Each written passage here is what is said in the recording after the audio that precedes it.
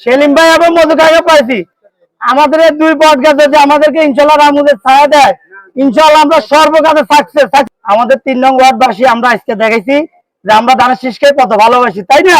আগামী 12 ফেব্রুয়ারি ইনশাল্লাহ আমরা সবাই ঐক্যবদ্ধ ভাবে ফার্স্ট টাইমে ধানের শীষে ভোট দিতে যাব।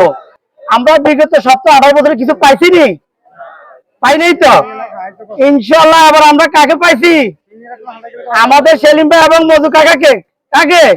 সেলিম ভাই এবং মধু কাকা পাইছি। আমাদের এই দুই বট গাছ যদি আমাদেরকে ইনশাল্লাহ রামুদের ছায়া দেয়, ইনশাল্লাহ আমরা সর্বকালে সাকসেস নি। যেহেতু আমরা যুব দল, আমার নেতার সামনে, দুই নেতার সামনে আরো সিনিয়র নেতৃবৃন্দ আছে, আশা করি আমার ভাইকে যদি আমরা বিশাল ভাবে জয়যুক্ত করি, ভাইয়ের কাছে আমরা যা চাবো ইনশাল্লাহ ভাই দিতে বাধ্য থাকিব। যেহেতু আমরা যুবক, আমরা পারবো। তো আমাদের একটাই কাজ,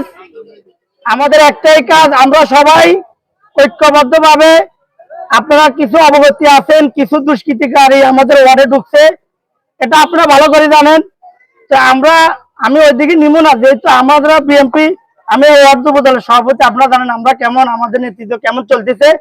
তো আমরা ইনশাল্লাহ আগামীতে আমরা বিশাল ব্যবধানে ওনাকে জয়যুক্ত করব। আর আমরা সবাই মিলেমিশে থাকবো, হিংসাবিদের আমরা ভুলে যাব। আমরা 12 তারিখে ফার্স্ট টাইমে চলে যাব। আমাদেরকে ওনারা দায়িত্ব দিতে, আমরা আমাদের দায়িত্ব পালন করব। রিক্সা দিতে, যাদের দায়িত্ব দিতে, আমরা সবকিছু করব।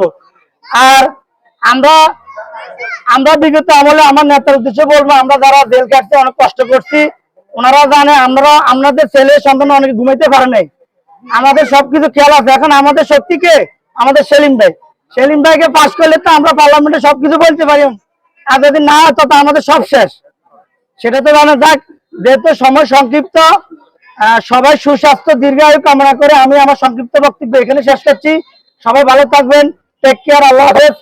শহীদ প্রেসিডেন্ট জিয়াউর রহমান অমরক, দেশনেত্রী বেগম জিয়া অমরক, তারেক জিয়া জিন্দাবাদ। সবাইকে ধন্যবাদ। আসসালামু আলাইকুম ওয়া রাহমাতুল্লাহি ওয়া বারাকাতুহু।